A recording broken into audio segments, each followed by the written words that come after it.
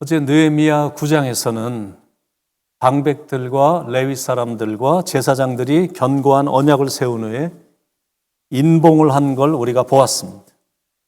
오늘 느헤미야 10장에서는 그 언약에 참여한 사람들의 그 명단이 나오는데, 언약에 참여한 사람들은 세 부류로 구분이 됩니다. 첫째는 21명의 제사장들, 그리고 두 번째는 17명의 레위인들, 그리고 세 번째는 45명의 정치 지도자들입니다.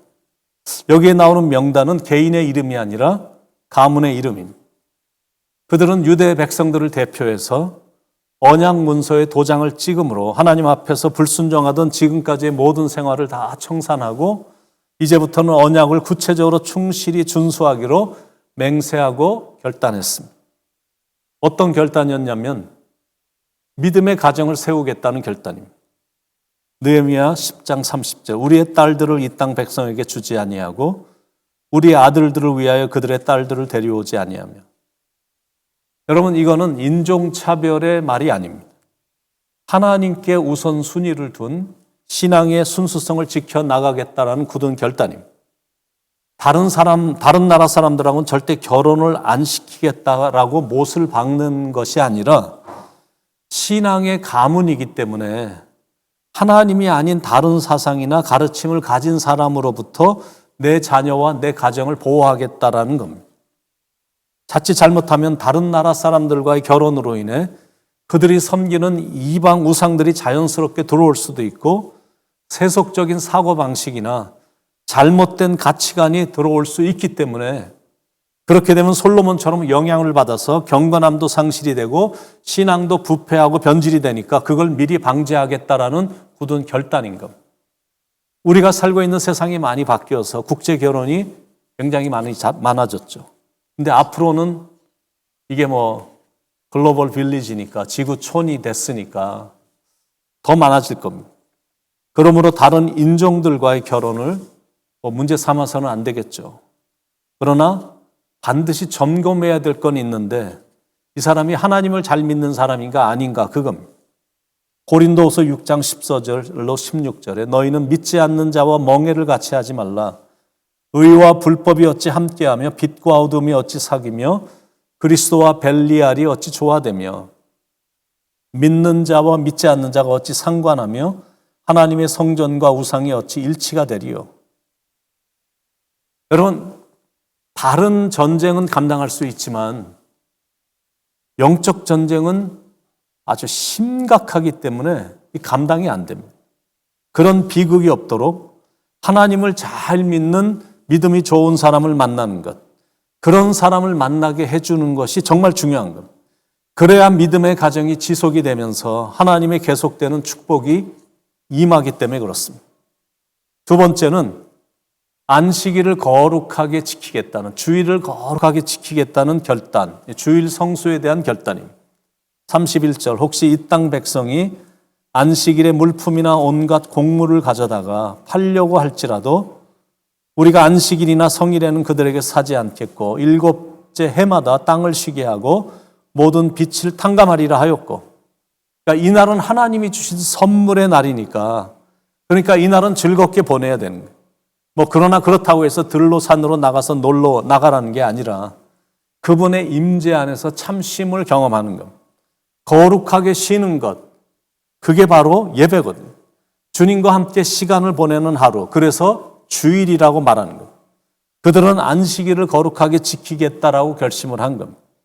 그리고 세 번째 결단은 첫 열매와 11조를 하나님께 드리겠다는 결단입니다. 35절로 39절에 해마다 우리 토지 소산의 만물과 각종 과목의 첫 열매를 여호와의 전에 드리기로 하였고, 또 우리의 맏 아들들과 가축의 처음 난 것과 소와 양의 처음 난 것을 율법에 기록된 대로 우리 하나님의 전으로 가져다가 우리 하나님의 전에서 섬기는 제사장들에게 주고, 또 처음 익은 밀의 가루와 거제물과 각종 과목의 열매와 새 포도주와 기름을 제사장들에게 가져다가 우리 하나님의 전에 여러 방에 두고, 또 우리 산물의 11조를 레위 사람들에게 주리라 하였나니 이 레위 사람들은 우리의 모든 성읍에서 산물의 11조를 받는 자임이며 레위 사람들이 11조를 받을 때에는 아론의 자손 제사장 한 사람이 함께 있을 것이요 레위 사람들은 그 11조의 10분의 1을 가져다가 우리 하나님의 전 곳간에 여러 방에 두되 곧 이스라엘 자손과 레위 자손이 거제로 드린 곡식과 새 포도주와 기름을 가져다가 성소에 그릇들을 두는 골방 곧 섬기는 제사장들과 문지기들과 노래하는 자들이 있는 골방에 둘 것이라. 그리하여 우리가 우리 하나님의 전을 버려두지 아니하리라. 여러분 10의 1조는 밀이나 곡식의 첫 열매뿐만 아니라 포도 및 감람나무에서 얻어지는 포도주나 감람류는 말할 것도 없고 각종 나무의 실과까지 다 적용이 되는 거예요. 가장 먼저 수확한 것과 수입의 11조는 하나님께 드리겠다는 결단이거든요. 그러니까 10의 1조를 드리는 건 하나님께서 내 인생의 주인 되심을 인정하는 겁니다. 나는 하나님 중심이고 나는 예수님 중심이고 교회 중심의 생활을 하고 있다는 걸 의미하는 겁니다. 왜냐하면 11조와 그 외의 헌금 등으로 하나님의 전인 교회가 힘있게 세워지고 교역자들을 돕고 가난한 교우들을 돌아보고 나아가서는 복음을 전하는 선교사들이나 전도자들을 돕고 주의 선한 일들에 힘쓸 수 있기 때문에 그렇습니다.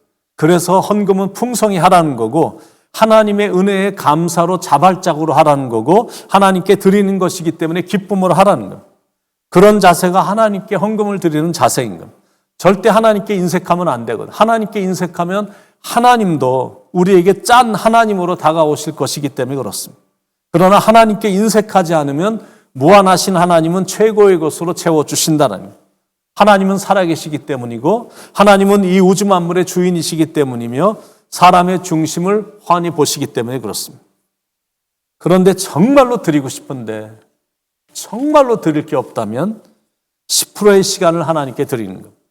그런 마음과 정성이 모아질 때 하나님의 나라는 강해지는 겁니다. 인생을 살아보니 하나님 잘 믿고 하나님을 제대로 섬기는 것이 인생에 있어 최고구나 이거 느껴집니다. 여러분은 그렇게 하나님을 잘 믿고 섬기길 축원드립니다. 그들이 성벽 재건을 끝낸 후에 하나님께 결단하고 서약한 것처럼 우리도 삶의 우선순위를 올바로 정하고 정한 순위대로 인생을 살려는 노력을 기울임으로 이 아름다운 믿음을 자녀들과 후손들에게 전수를 해서 믿음의 가문의 계보를 계속 이어가기를 바랍니다.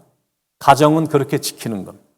그리고 그들이 성벽 재건을 끝낸 후에 하나님께 결단하고 서약한 것처럼 우리도 삶의 우선순위를 올바로 정하고 정한 대로 인생을 살려는 노력을 기울여서 주일 성소도 철저히 하고 11조도 구별해서 하나님께 드리는 성숙함이 있기를 축원드립니다. 그렇게 해서 교회를 지키고 하나님의 나라도 견고히 세워나가는 것. 바라기는 여러분에게 그런 지식과 사랑과 열정이 있길 바라고 하나님 앞에서는 늘 신실하기를 바랍니다. 하나님을 가까이 하라. 그리하면 너희를 가까이 하시리라. 하나님을 내가 가까이 하면 하나님도 나랑 가까이 해주신다고 약속을 하셨으니 늘 하나님과 동행함으로 하나님이 부어주시는 장맛비의 축복이 여러분에게 넘쳐서 인생도 성공하고 가정도 건강하고 여러분의 삶은 늘 행복하기를 예수님의 이름으로 간절히 축원을 드립니다. 기도하시겠습니다. 하나님께 해야 될 것은 온전히 하는 진정한 하나님의 사람이 될 수 있게 하여 주시옵소서. 성수주일도 철저히, 하나님께 드리는 것도 철저히, 내가 섬기고 봉사하고 하는 이런 모든 일들도 하나님 앞에서 철저히 감당하는 참 신실하고도 진실한 착한 하나님의 백성들이 될 수 있도록, 그래서 하나님도 감동하셔서 이 땅을 살아가는 동안 책임져 주시고 지켜주시고 가장 선하게 인도하시고 복을 부어주시는 그런 복된 인생 되게 인도해 주시옵소서. 우리를 위해 이 땅에 오시고 우리의 죄를 짊어지시고 십자가에서 죽임을 당하신 사랑이 많으신 예수님의 이름으로 간절히 기도드립니다. 아멘.